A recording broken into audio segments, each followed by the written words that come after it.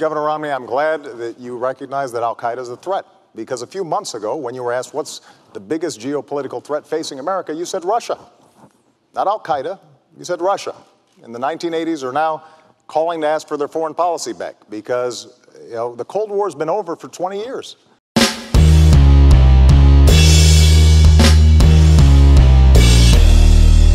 How's everybody doing? My name is Anthony Brian Logan, and today we're going to talk about the Trump-Putin summit in Helsinki, Finland. I thought the summit was great, contrary to many popular opinions, which we'll get to in a moment, but I thought it was great. I mean, you got two leaders of very powerful nations coming together and talking about ways they can promote peace in the world, ways they can fight against Islamic extremism, ways they can come together to just promote positivity and peace. That's what I saw. I'm thinking this is great because let's not forget, we have nukes, they have nukes, we have interests that are kind of close to each other. We're right there in Japan and also South Korea. They are right there at the border of North Korea. So we have some interests that kind of conflict. We need to be talking about how we can promote peace. So when I saw that, I'm like, okay, this is a great thing. But then I turn on my television, I turn on my social media, I turn on my internets, and I see a different response. The expected response comes from the left, which we'll talk about in a moment. That's hypocritical. We'll talk about that. But you get a different response from the right. The response is not what I was expecting from the right. Put it like that. It wasn't different from the left. It was just unexpected. I'm thinking the majority of the right would support this, because many of us voted for Donald Trump because he is not going to be an interventionist or someone who provokes war. He's going to be a peacemaker, a guy that comes to the table and makes deals.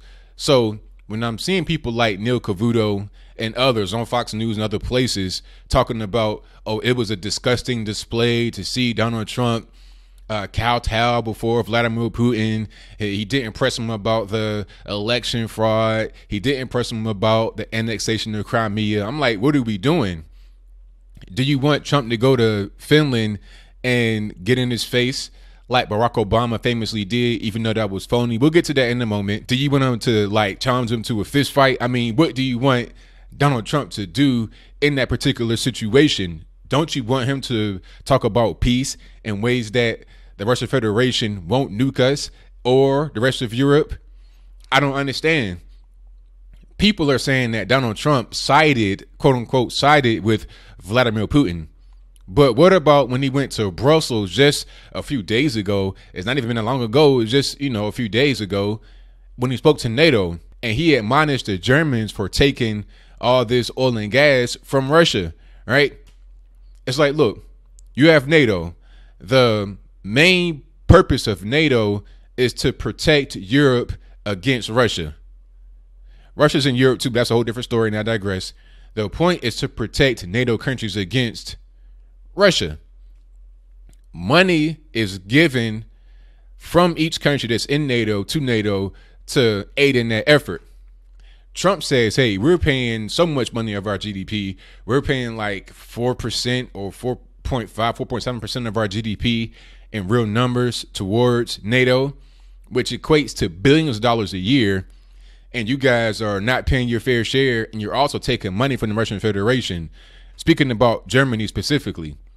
So if Trump was on Putin's side, why did he advocate for more money to be spent in NATO, which has the sole purpose of defending Europe against Russia? It does not make sense. Russia has become a bad guy all of a sudden. They want to talk about this electioneering and election fraud or whatever, but all I've been able to see are people that have been accused of buying Facebook ads that happen to live in Russia. I mean, really? Facebook ads? So you mean to tell me that a Russian person, 400 pounds on their bed, whatever the case may be, you mean to tell me that this Russian person buying a Facebook ad was enough to influence the election? Are you serious? And then people get mad at Trump talking about the U.S. does the same thing that Russia has been accused of doing, when we do.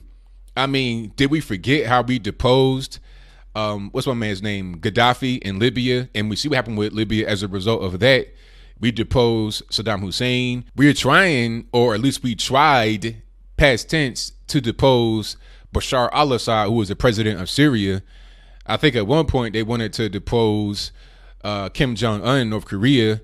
If Hillary was to be in office, she would try to depose the president of Iran. So how can we as Americans say that Russia is interfering with our election and then they interfere with Ukraine when we were the ones that overthrew the government of Ukraine? Then we'll talk about the annexation of Crimea. Well, the Russian government already had their military right there in Sevastopol, which is on the island of Crimea. So it wasn't really that big of a deal to have them get annexed, and then why is that our issue? That's between Ukraine and Russia. Why do we need to be involved with that?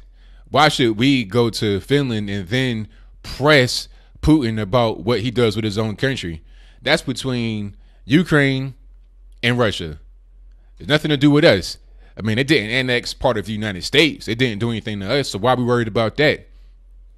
I think it's because Russia is an easy target to paint as a bad guy. They're a European nation. They're Christian. They're not brown. So they could just say, okay, they're the bad guy. I'm not really sure what the reason is, because Trump's not taking money away from NATO. Do we have any interest in Ukraine or in the Baltic states, which could be potentially taken up by Russia? And also Russia's like, look, y'all are trying to put Ukraine in NATO, also Georgia, which is right there in the not in the Baltics, it's right there in the Caucasus, right above Iran. You're trying to take Georgia, you're trying to take Latvia, Estonia, etc., and put them in NATO. So you want to put a so-called missile defense system right there in our border, which can be shot straight into Moscow. How are we to respond to that? I think logically that makes sense. And what Trump said was a diplomatic way of looking at things.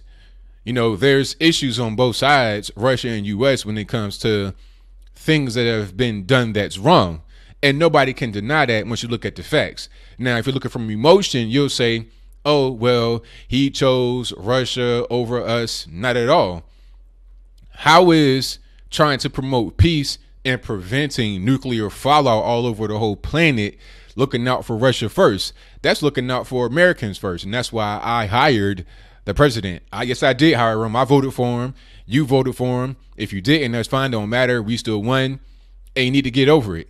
Now, speaking about the left, I don't know why they are so incensed about this. You saw the clip I played before I started rolling here, and that was of Mr. Barack Obama talking to Mitt Romney during the 2012 election about how Russia is not a threat. The 80s called, they want their foreign policy back, all this, that, and the third. So what changed between 2012 and 2016, 2017? What? Because some Russians got allegedly caught buying Facebook ads. That was enough to make you do a total 180. I mean, come on. People like Hillary Clinton are pontificating about it. Same thing with Chucky Boy, Chuck Schumer.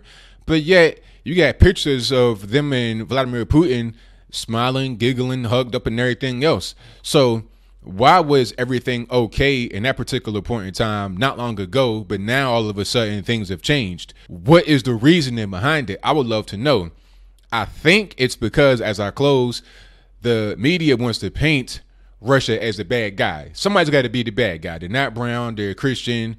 They are supposedly the enemies of Europe. I'm not really sure what the ulterior motive behind all this rhetoric against Russia is. It's easy to push it because you've had a lot of training, so to speak, on the American people as to how to hate Russia or be afraid of them. Your Rocky and Bullwinkle, your Rocky movies with Ivan Drago, if he dies, he dies. You paint them as brutes. You paint them as unintelligent. You paint them as spies and whatnot. So it's easy to point the finger at them and say, they're the bad guy. And if you try to come to the table to negotiate peace, then you're seen as a traitor. And I'll make one last point. It's hilarious how I was seeing liberals on Twitter trending the term traitor as it relates to Trump in the Helsinki meeting when they don't even believe in borders. If you don't believe in borders, then how do you believe in treason? Treason against who? Treason against your feelings? If it ain't no nation, ain't no treason. See, people need to just think about what they do before they do it. All these stupid protests and talking about Trump and Russia in a negative way. You should be thankful that this man is out there looking out for your best interest. You don't want a nuclear fallout, holocaust with Russia or any other nation. So let's promote peace.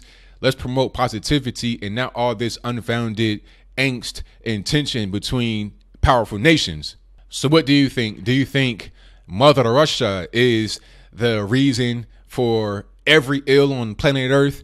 Is Vladimir Putin just this despicable person that needs to be deposed? Do you think that Trump said the right things during the press conference? Do you think that it was okay for him to accept a soccer ball? I mean, people are talking crazy, talking about don't bring the ball in the White House. It might be bugged. I mean, come on. Who bugged Donald Trump before he actually became the president? Okay, like, let's look internally. I think my final thought about this whole situation, for this video at least, because it won't be the last one, but my final thought right now is that you got the so-called intelligence community trying to use Russia as a distraction away from what they're doing, or not necessarily them, but what others in the country are doing. All these leaks coming out, all this stuff going to the mainstream media internally in the United States that shouldn't be, maybe even to foreign nations. I mean, we've had people in the USA try to sell documents to foreign nations. We need to be focused on that more than anything else. I want to talk about journalists being killed. Well, presidents have been shot. Presidents have been killed in the USA. You have also had a lot of threats of violence against the current sitting president. No country is perfect. Let's just come together as nations and put our differences aside for a moment and try to figure out where we have common interests and build on that.